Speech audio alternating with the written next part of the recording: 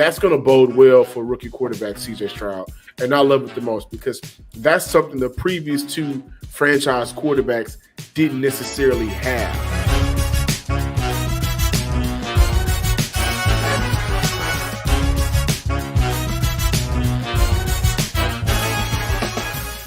Welcome into the Hot Read Podcast for Friday, July the 21st. I'm your host, Easton Freeze, Director of Published Content here at BroadwaySportsMedia.com. We're also brought to you by the 440 Podcast Network, and you can follow me on Twitter at Easton Freeze. I'm joined as always by producer JT, who you can follow on Twitter at JT_Runke. JT, happy Barbenheimer Day. How you doing? Happy Barbenheimer Day. I am excited. We've finally reached the peak of 2023.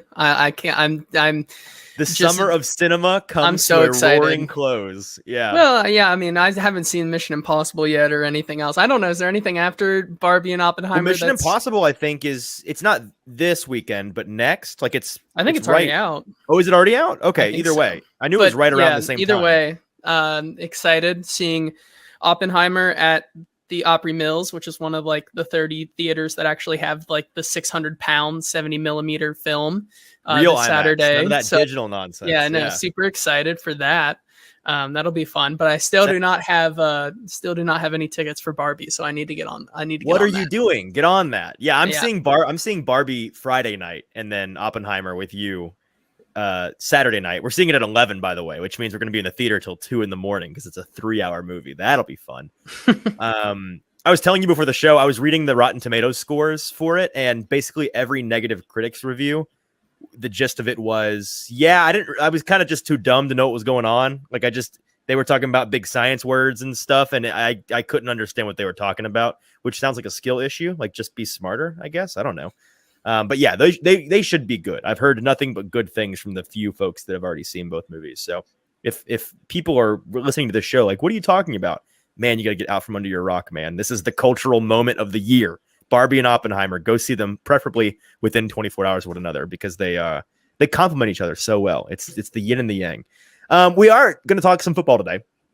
Got kind of a potpourri of topics. I've got something I want to discuss in the warm-up. And then we've got some Titans news to get through, some news topics I want to give some thoughts on. And then we conclude our AFC South preview series today, JT, with an interview talking about the Houston Texans. We're bringing in a guy that we met for the first time for this interview, John Hickman. He's the host of the Locked On Texans podcast.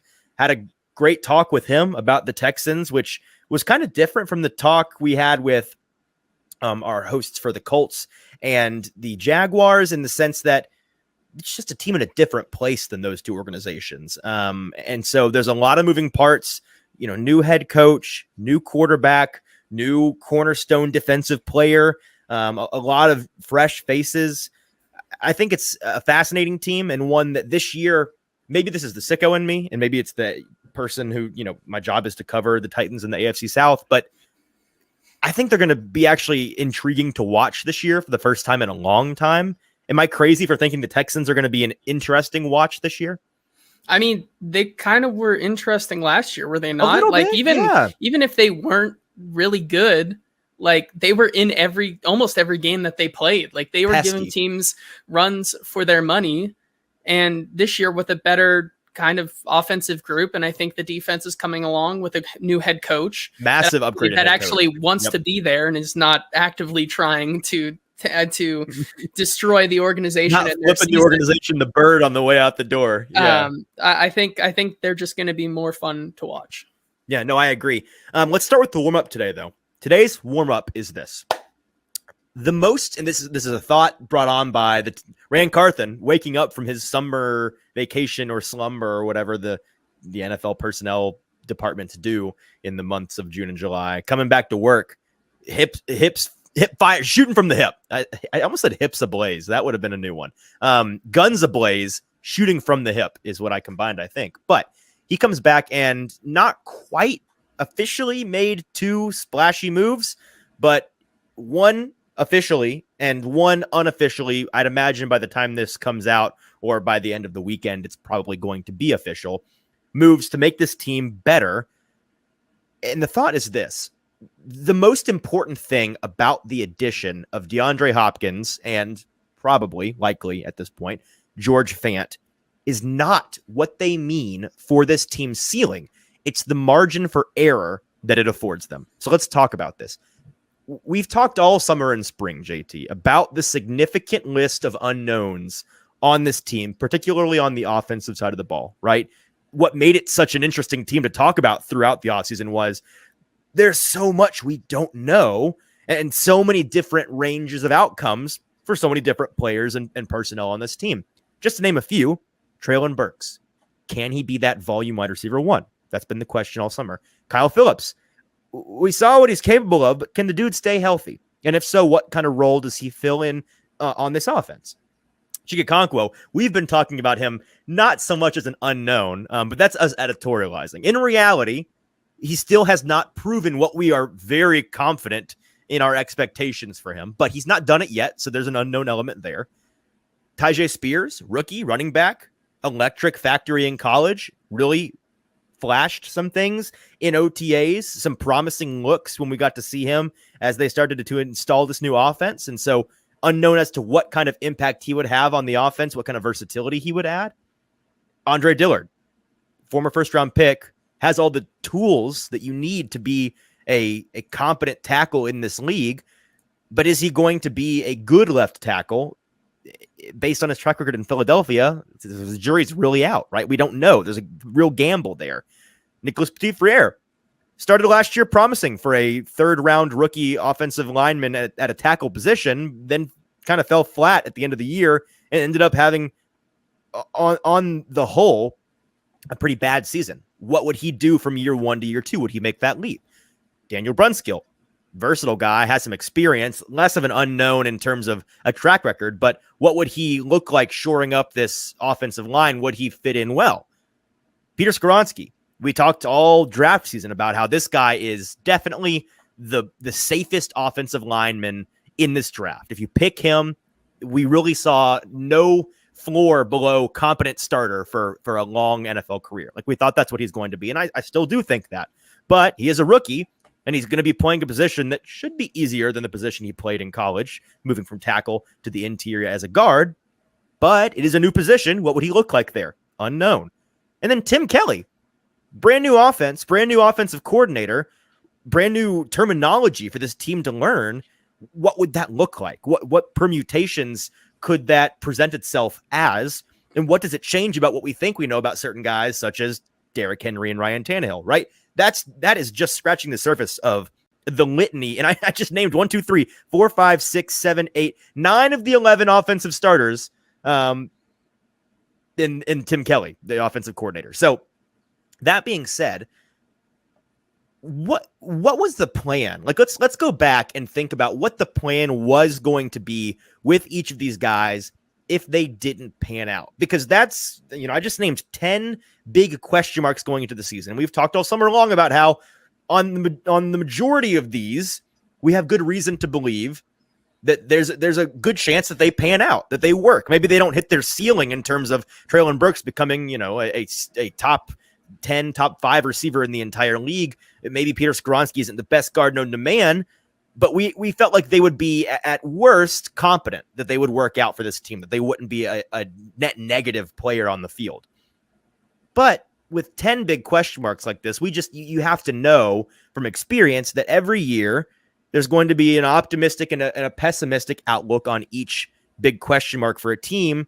And while the fan, I think the natural fan incentive is to think that they'll all work out, it's just not reality. It's not feasible for all 10 of these things to work out. I will guarantee you that of the 10 things I listed, at least one of these people or players will have a season that is really a bummer, that is really forgettable, maybe an active detriment to the team. Maybe Andre Dillard is really, really a problem all year long, not to the level that the left tackle was last year, but certainly not the upgrade that people were wanting. Maybe one of these star skill players gets hurt again. Maybe Treylon Burks or Kyle Phillips can't stay on the field again, and then you have significant long-term durability concerns. Maybe Tim Kelly, his offense just doesn't jive with this personnel group. Like, we don't know, but I will say that I'm confident at least one of these things won't work out. So what was going to be the backup plan for each of these guys? Let's take the skill players, right? Treylon Burks and Kyle Phillips, and to a lesser extent, Chigakonkwo. If and when one of or a couple of these guys didn't pan out the way that the Titans were expecting them to pan out, what was the backup plan? Like if Treylon Burks couldn't be he proved incapable of either staying on the field or being on the field and being a productive boundary receiver, an outside receiver. What was the plan, JT? It was Nick Westbrook-Akine. Come on down. Like that was the backup for a big-bodied boundary receiver. You're not putting Kyle Phillips out there. I don't think you want to put Chris Moore out there. Not a very big guy.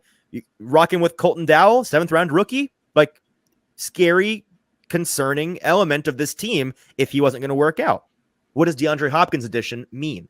It means that if Treylon Burks doesn't prove to be the guy that he's shown so much promise and potential to be, you're not screwed in the boundary receiver department. If Kyle Phillips simply cannot stay on the field this season, he just, Treylon Burks is working out, Chigakonkwo is working out, but Kyle Phillips has another year where this is just one of those guys. He can't stay healthy. It's just a bummer. No rhyme or reason to it. DeAndre Hopkins can fill in the slot and be a tremendous player as an inside or outside receiver. Chigakonkwo, I don't even want to consider the possibility of a couple of episodes ago. I gave my worst case scenario for the Titans, and it included Chigakonkwo still being very good at football. But if, God forbid, maybe the most likely scenario is he's great for 2 games and then, knock on wood, he gets hurt, season-ending injury. God forbid. You're not necessarily going to be screwed over in terms of your production because we've been talking about this guy as he may be your second largest volume receiver on this team this year. Before DeAndre Hopkins comes in, he raises the ceiling of the talent gap between the top and the bottom, right? You add a guy like George Fant, which the Titans haven't officially done, but all indications are they're going to.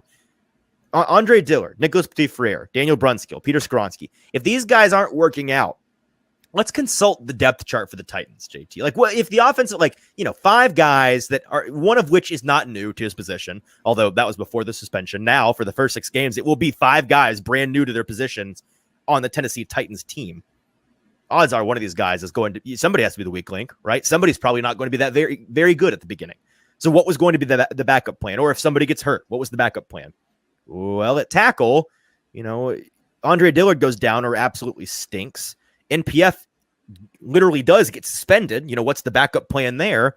We talked about, Jamarco Jones, who has been here for a full season and change now, and he's literally a ghost to even those of us in the press corps. Like, we're there at practice and we don't even see him. What's going on? You've got the rookie, John Ajokwu at UDFA. That's not a great proposition. Jalen Duncan, 5th rounder out of Maryland. He's got some great raw traits, but he's really, really raw. Certainly not ready for the limelight yet, in my opinion. Okay. Inside, Corey Levin is a serviceable backup, I think, but do you want him starting a full season? I don't know about that. Andrew Rupchich, Zach Johnson, John Leglue, Dylan Radins is hurt, right? He's the guy that you would like probably to have in that circumstance, but he's not available, and we don't know when he will be. Jordan Roos, Xavier Newman, it gets really thin really fast, particularly on the outside at the tackle positions. If you bring in a George Fant, not only does that allow you to have what should be competent fill-in play at the right tackle position for the first 6 weeks while MPF is serving his gambling suspension, but it allows you, once MPF comes back, and some people have talked to us about this, JT. We had this conversation the other day. What if George Fant signs with the team and he's great through 6 weeks? What do you? I still will be pretty floored if they don't give the job back to MPF. They did not invest an entire rookie year of him at that position. And with George Fant, I'd be kind of shocked if it's more than a 1, maybe 2-year rental deal. Like they're bringing him in as a rental. I know I heard from Paul Kaharski the other day that he knows for a fact, one way or another, but he said he doesn't say this flippantly. He doesn't say these things flippantly. He knew for a fact that earlier this spring, before MPF was, suspended, the Titans definitively did not have any interest in Noah Fant. Now, I'm guessing that has less to do with his talent than it does with they were just comfortable with what they had, because if they thought he sucked, they wouldn't be bringing him in even now, right?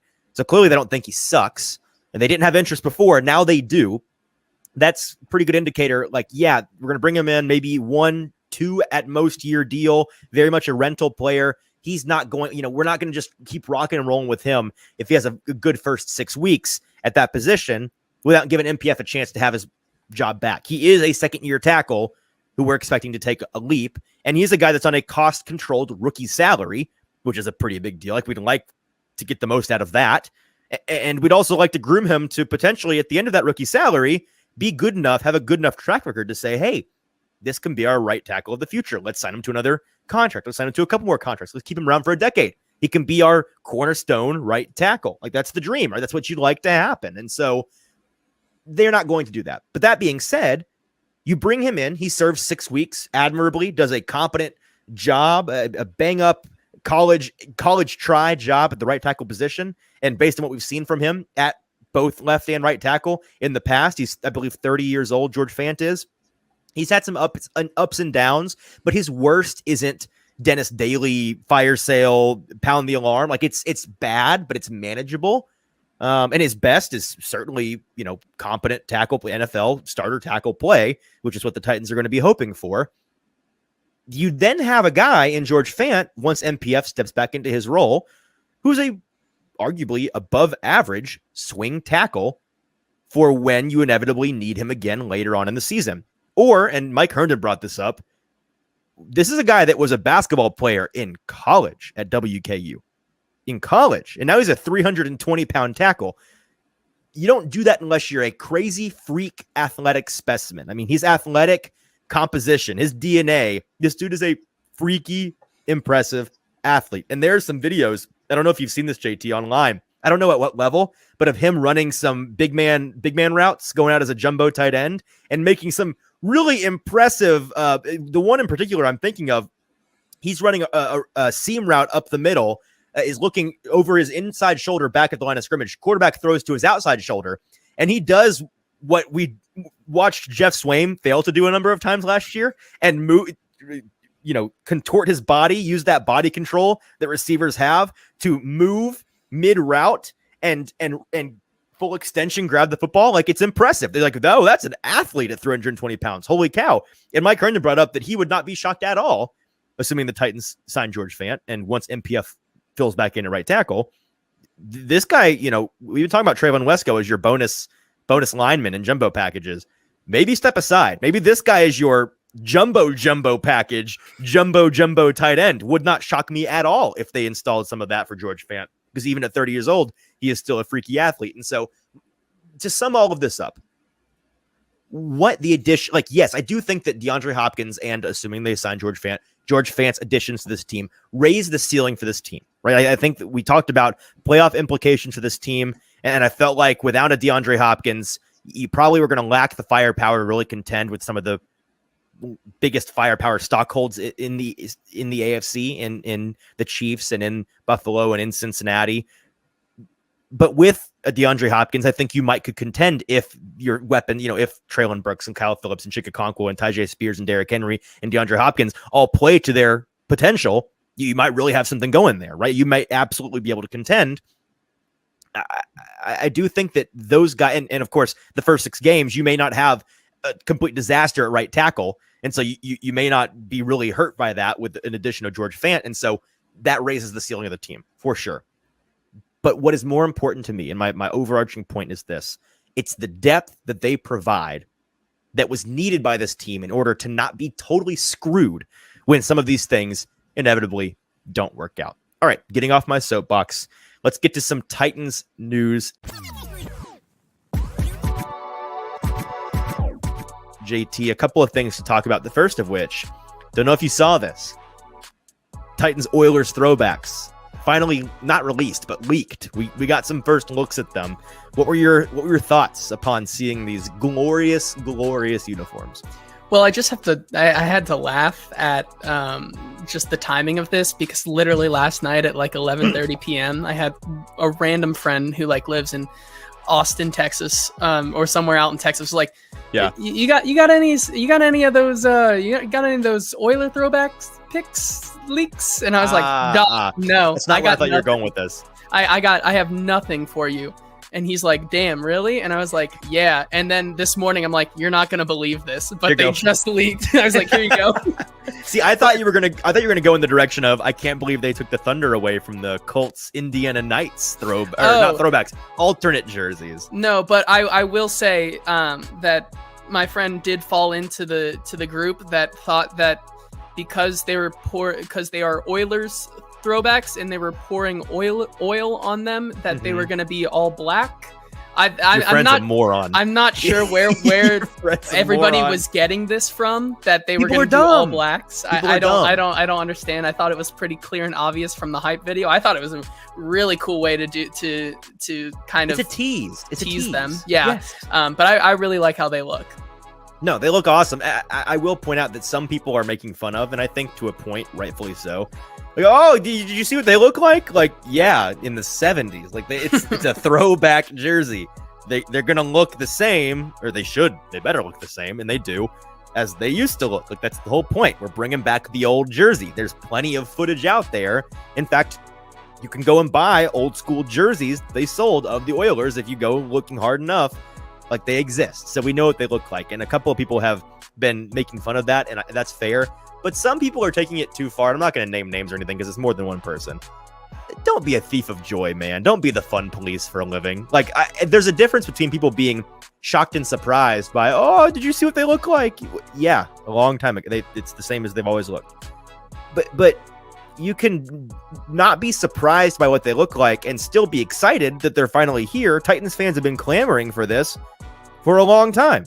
Are you like, don't rain on somebody's parade that they're super excited that Oilers throwbacks are finally here. That's totally fine. And having a little fun with, hooray, they're here. Let's celebrate that they're here. I want to go get one. That's not out of bounds at all, I think. So don't be a thief of joy. That's no way to live your life.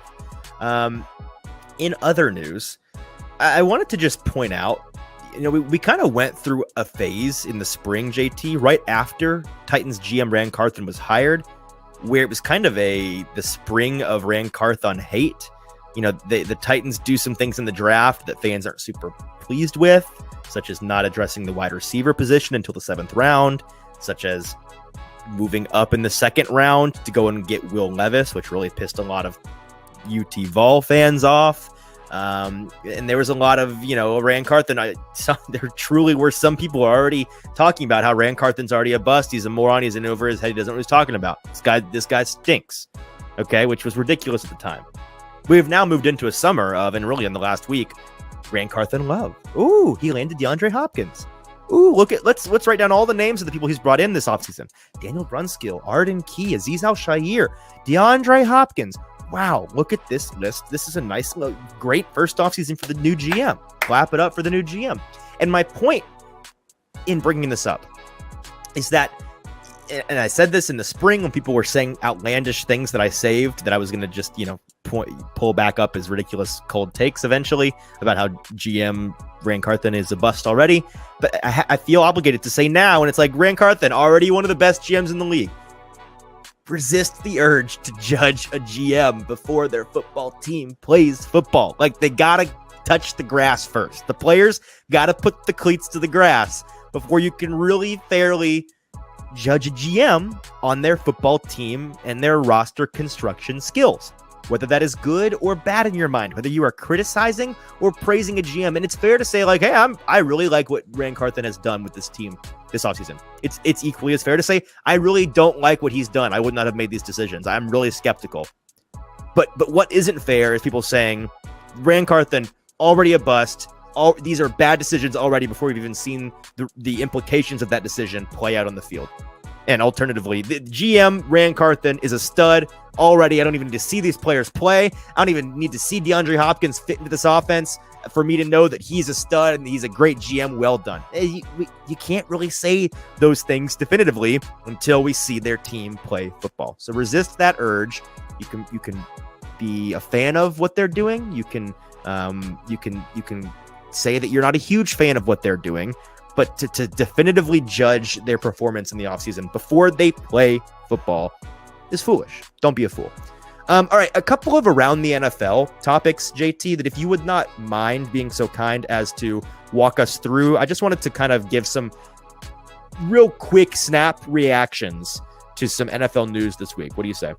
Yeah, let's start off with one little piece of Titans news that we have to do. A bombshell in the Tennessee Titans community here. Oh, no. The Titans are releasing running back Chuck McClelland. No, not Chuck. Man. So massive loss. The 6th running back on the depth chart here. Unfortunately, gets his cut. He was a UDFA this season from the University of Cincinnati. Go Bearcats.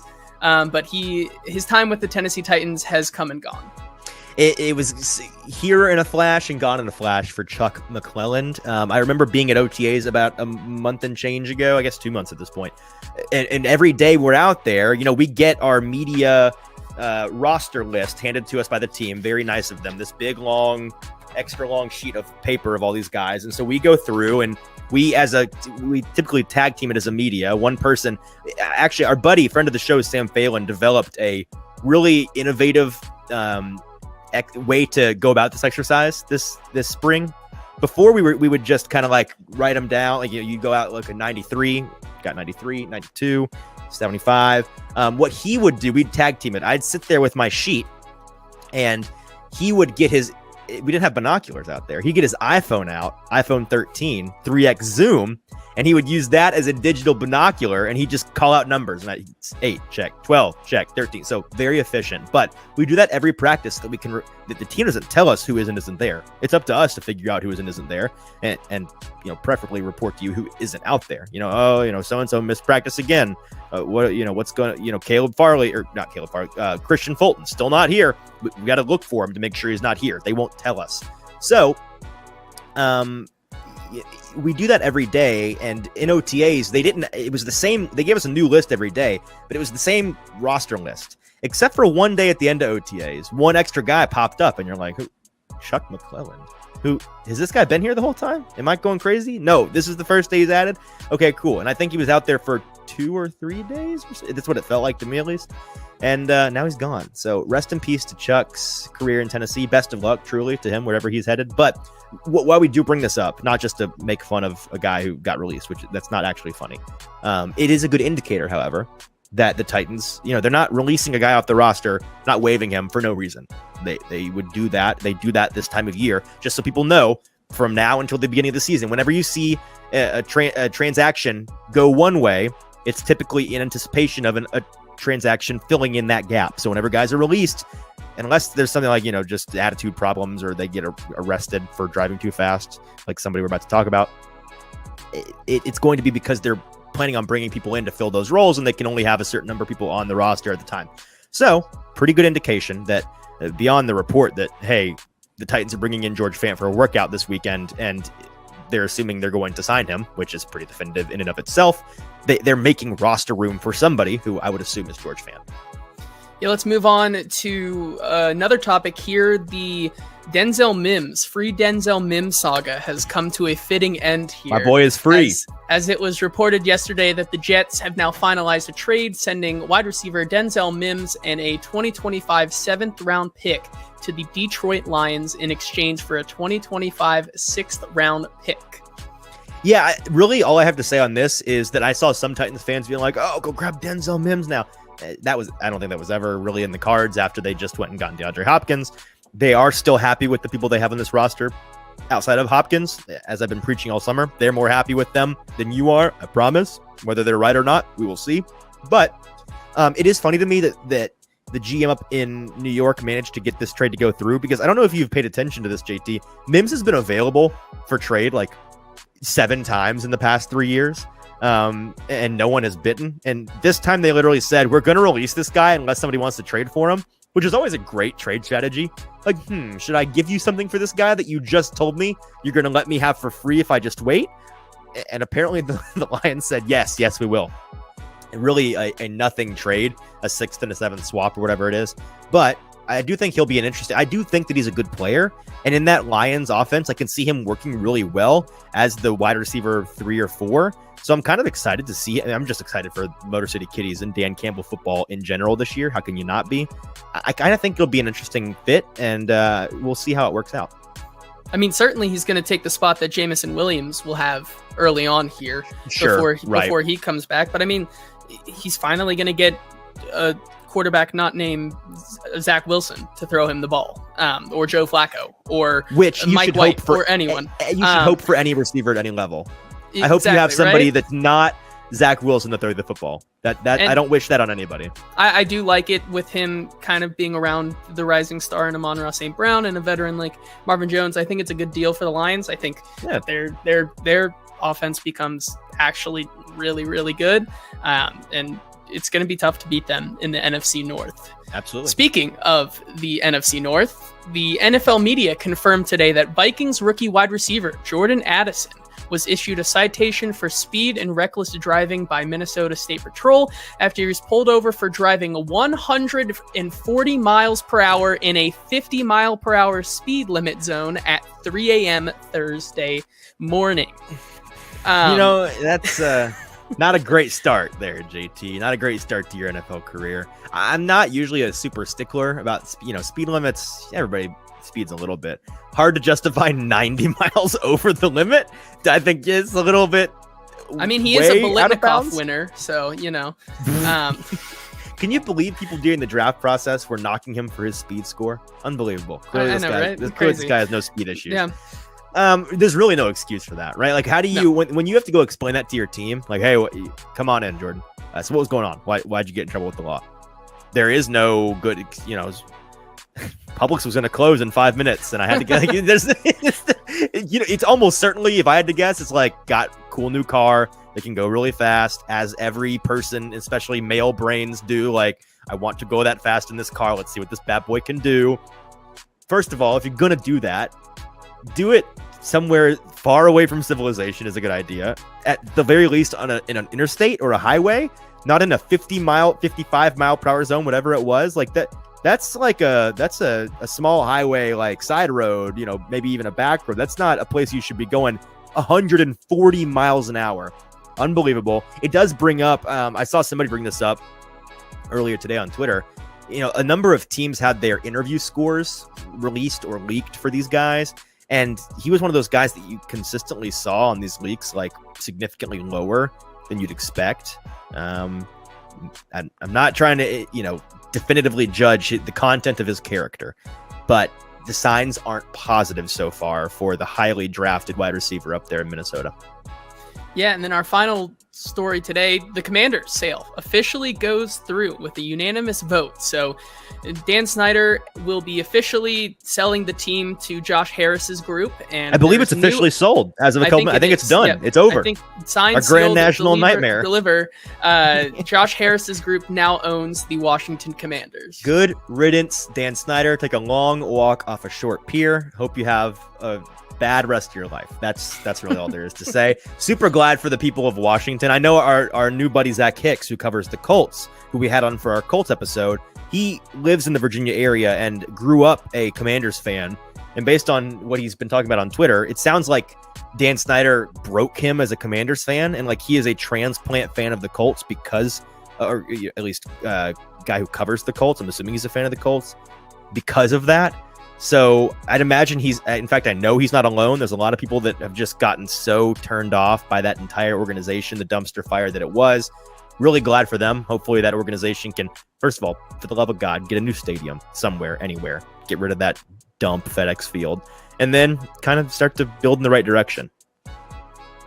Yeah, I echo everything. I mean, at least fix your like the fence wall between the tunnels, or about the raw sewage that occasionally falls on people. Not great. not great. All right, is that it for Titans news today? Yeah, that's going to be it for today.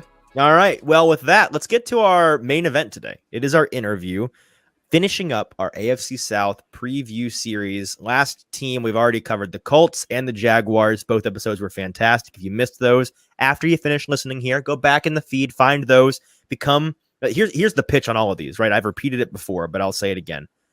The pitch is this. Nobody likes opposing fan guy who knows nothing about what he's talking about, clearly knows nothing, is a moron guy. Like, you don't be that guy. Don't be the uninformed chirper, right? Be the informed chirper. Be that guy, the opposing fan that other fans hate because they know what they're talking about. And the best way to do that is to engage in and consume this series in which we're really trying to, for you, the Titans fans, get a good, solid primer on each of your three biggest rivals, each of which you'll play twice this season, so that you can know what you're talking about when it's time to hate each of them twice this year. So without further ado, let's get to our conversation with John Hickman, host of the Locked On Texans podcast, previewing the 2023 Houston Texans.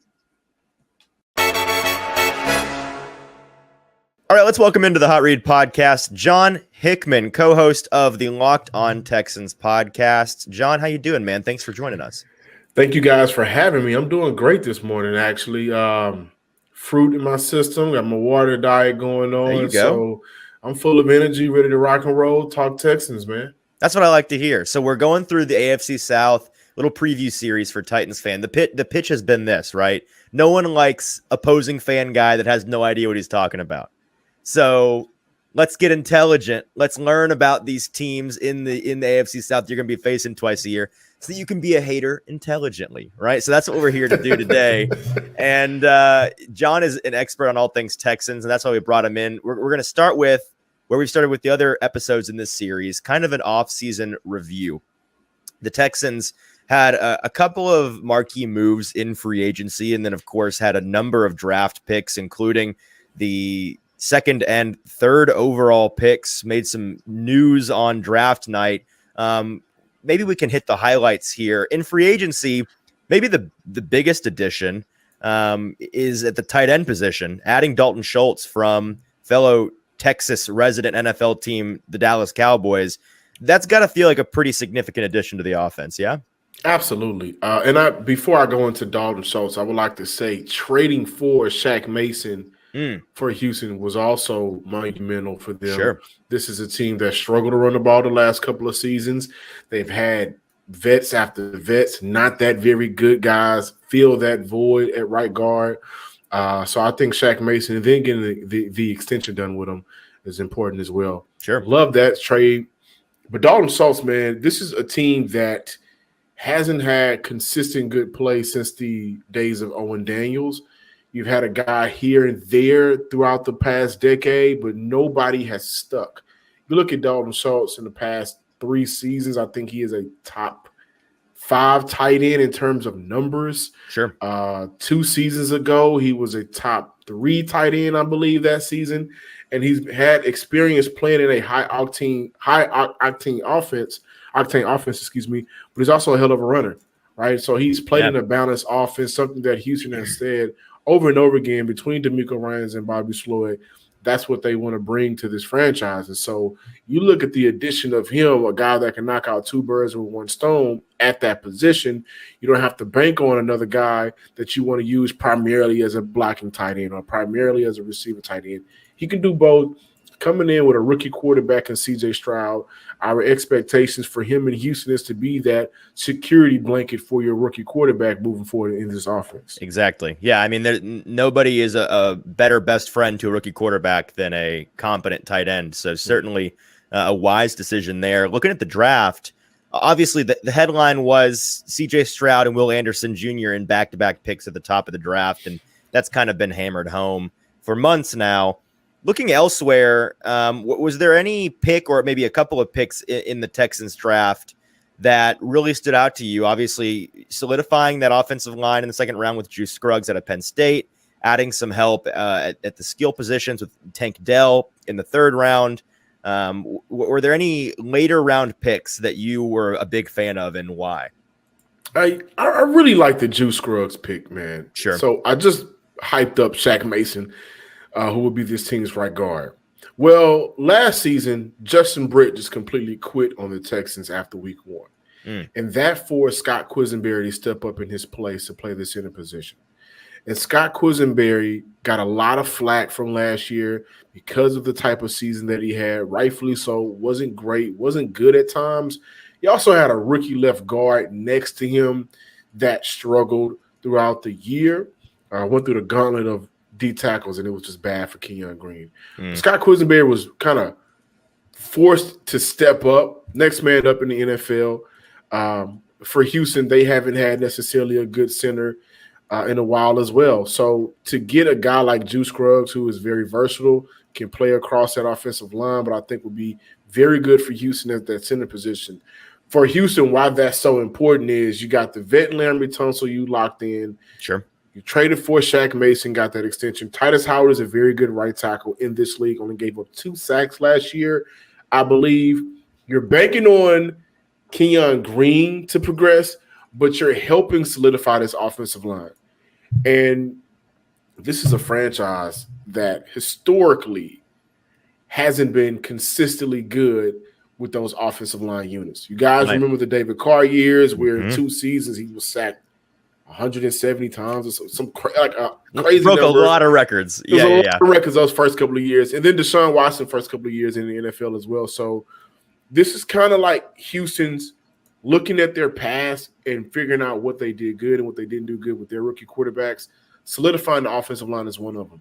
Now, he is a rookie, but I do like his tape. I love what he can do at that center position. And I also love him playing alongside Shaq Mason, right? You won't go through the same issues the previous centers had to go through. I also love him playing alongside Laremy Tunsil and tight end. So they're wrapping that offensive line unit up to be very good for the next couple of years, for the foreseeable future. That's going to bode well for rookie quarterback C.J. Stroud. And I love it the most because that's something the previous 2 franchise quarterbacks didn't necessarily have consistently, was good offensive line play. John, if I ask you, what position group on this team maybe has the most to prove or is the biggest question mark going into this year, it sounds like maybe it's not offensive line. Where do you have the biggest concerns for this team in terms of maybe their top end talent, or maybe it's the depth? So actually, guys, we know this is a passing league, and we see some of the better offenses in the NFL have number 1 receivers. Sure. Houston doesn't have a number 1 receiver. We've seen franchises make sure that they pair their younger quarterbacks with top tier talent at that receiver, at that position, for receiver. That is a question mark for me. This is something that Cody and myself, my other co-hosts of Locked On Texans, we just talked about this morning. The wide receiver group going into training camp. Who's going to beat out who? There's a foregone conclusion that third-year man Nico Collins will be the number 1 receiver for this team. Sure. And if I can expand on him just a little bit,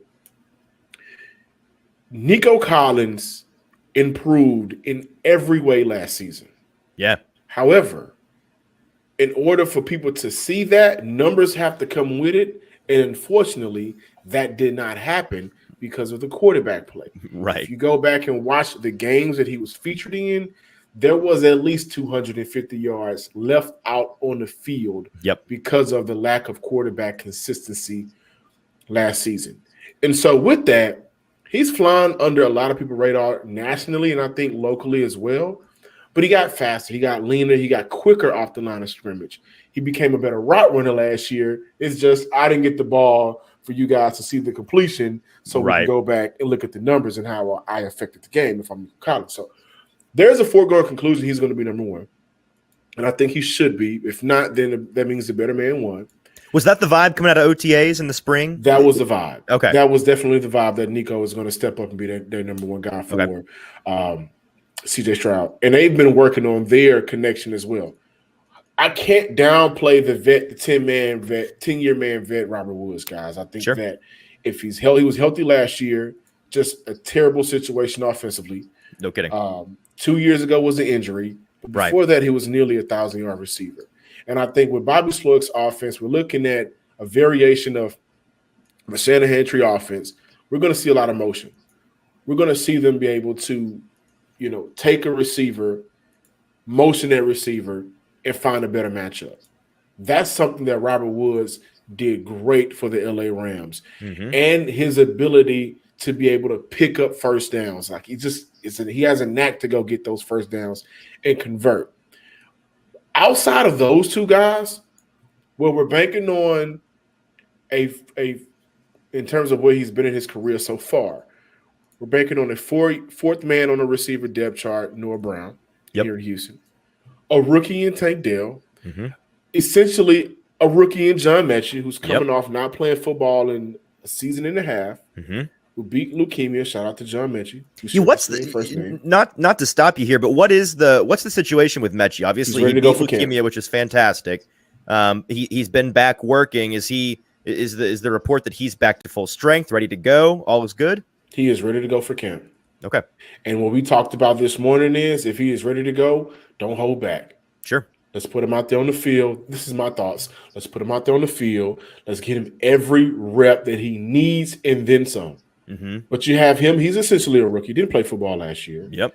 Xavier Hutchinson is another guy that is a rookie. Yep. Amari Rogers is a guy that we consider down here a bubble guy. Mm-hmm. Jared Wayne is an undrafted rookie from Pitt, who I really do like. Yep. So outside of a 3-year man and a 10-year vet man, the rest of these guys are a lot of bubble guys, guys that hasn't shown anything. Mm-hmm. My biggest concern on both sides of the ball is the wide receiver room.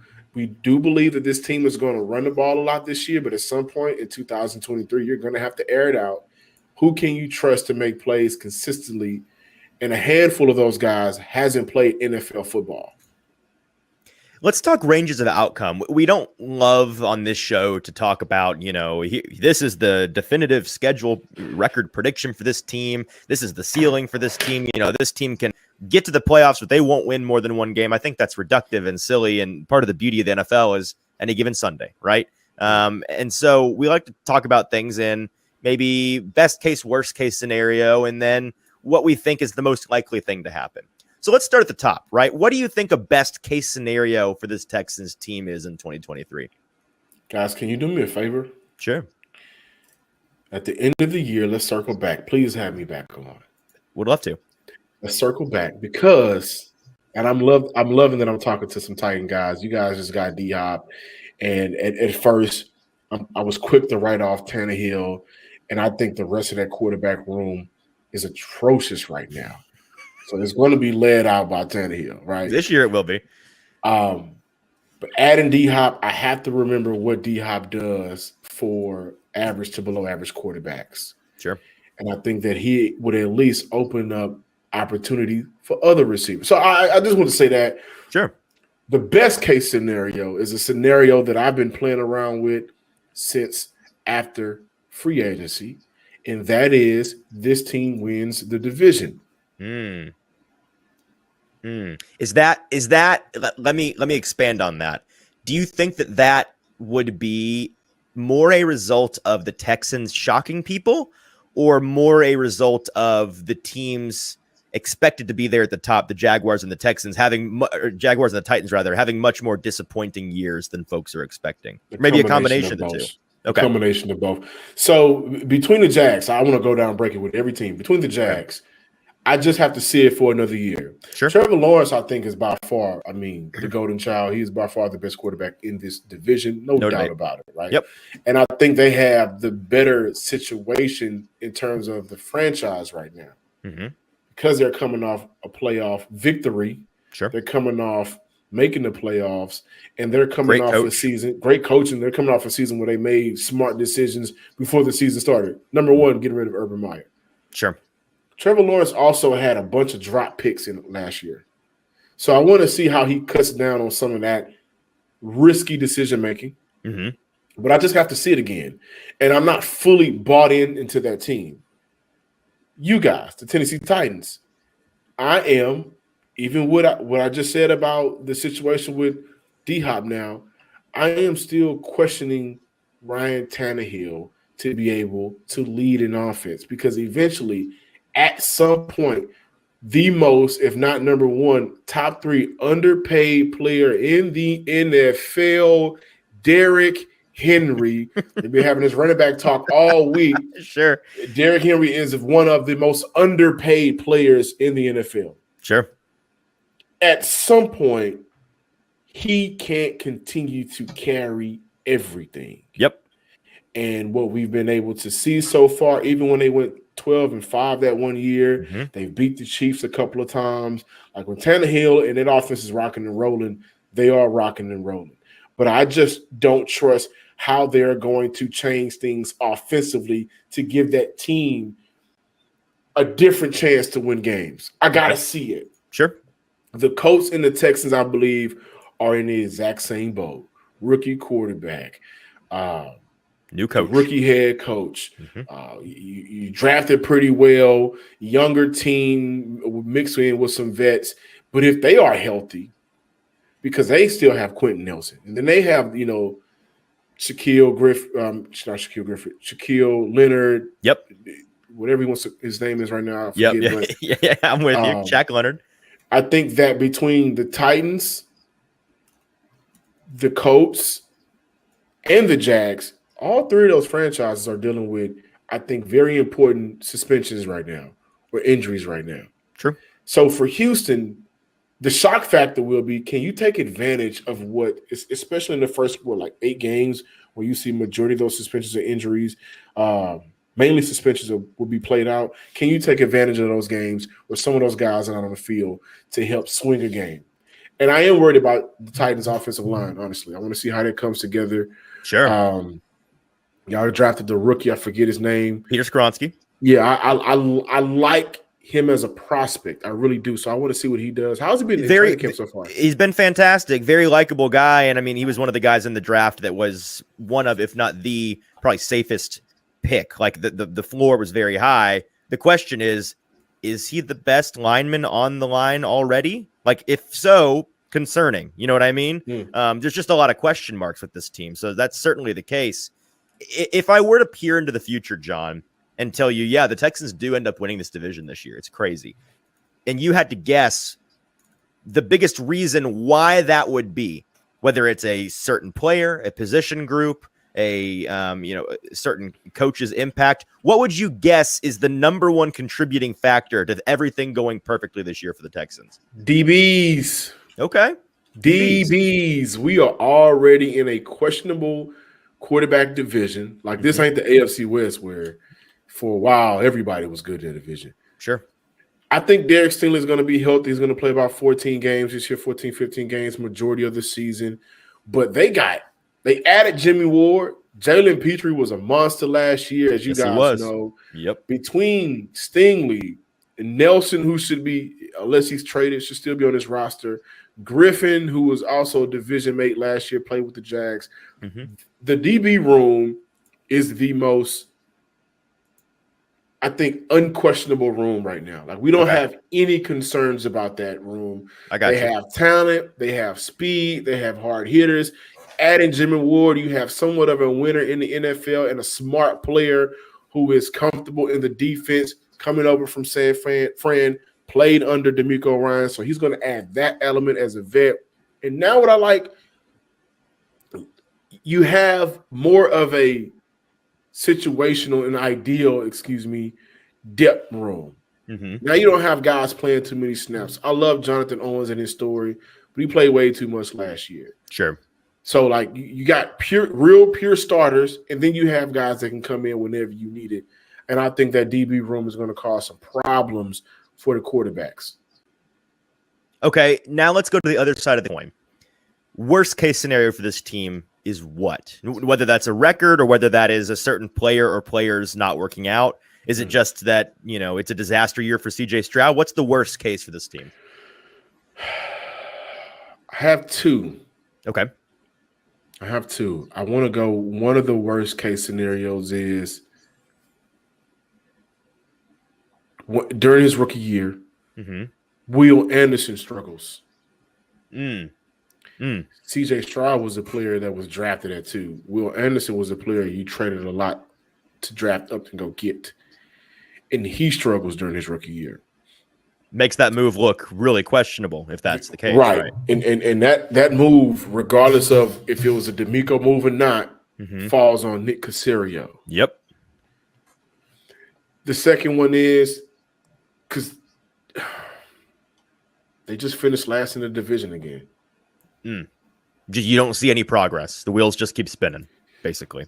Right. Now, if they finish last in the division, but much more competitive in games. Right. It's about how it looks, right? Right. It's about how it looks, and you cannot win just 3 games this year. Sure.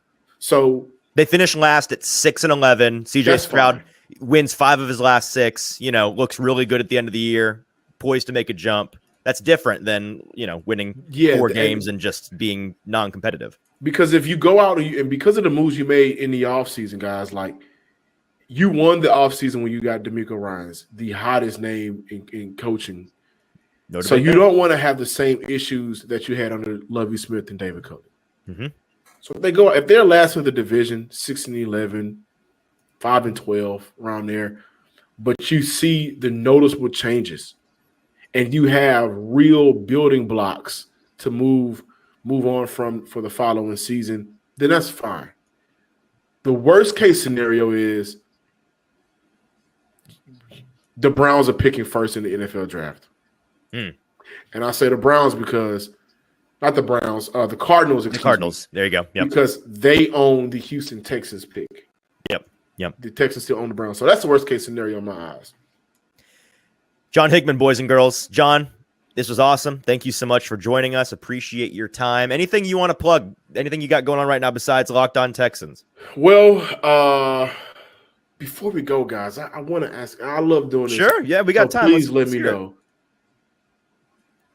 If Mike Vrabel doesn't make changes that matter, like, is he on a hot seat right now, or is it like no? Yes, it's definitely okay. No, I mean, and it's not an unfair question. That's a question that's been asked on local radio here in Nashville. So depending on who you ask, maybe there's different questions. I'll tell you this, John. This past 9 months or so, it certainly is going to be an inflection point for Vrabel in the sense that, he didn't force out John Robinson or anything like that. That was an ownership decision. But he is now in a situation, I don't think it's identical to what the Texans had in Bill O'Brien for a couple of years, where he kind of flew too close to the sun and ended up costing him his job. A guy that I think was and is a good coach, just a pretty dreadful general manager. With Vrabel, he's not the GM in name or in effect, but with Rand Carthen coming in, being a first-time general manager, Mike Vrabel has earned the gravitas that he has, right? He's one of the best coaches in the league and has a lot of respect in that building, and ultimately he's the number one guy. Like, everything goes through him. At the end of the day, at this point, any shortcomings, any failings are going to be laid at his feet, and I think fairly so. So I guess to your question of will he be on the hot seat if things don't go well? If this year is a complete disaster and they are last in the division, they're picking highly, Ryan Tannehill flames out, the offensive line reconstruction's a disaster. You put in one of the backup quarterbacks, promising young guy, and that's a disaster as well. Whatever it may be, the new offensive coordination just does not go well at all. Defensive coordinator starts to fall off. Like, whatever the issue is that causes them to have a disaster year, there's really no one else to blame at this point. Like, it's on him.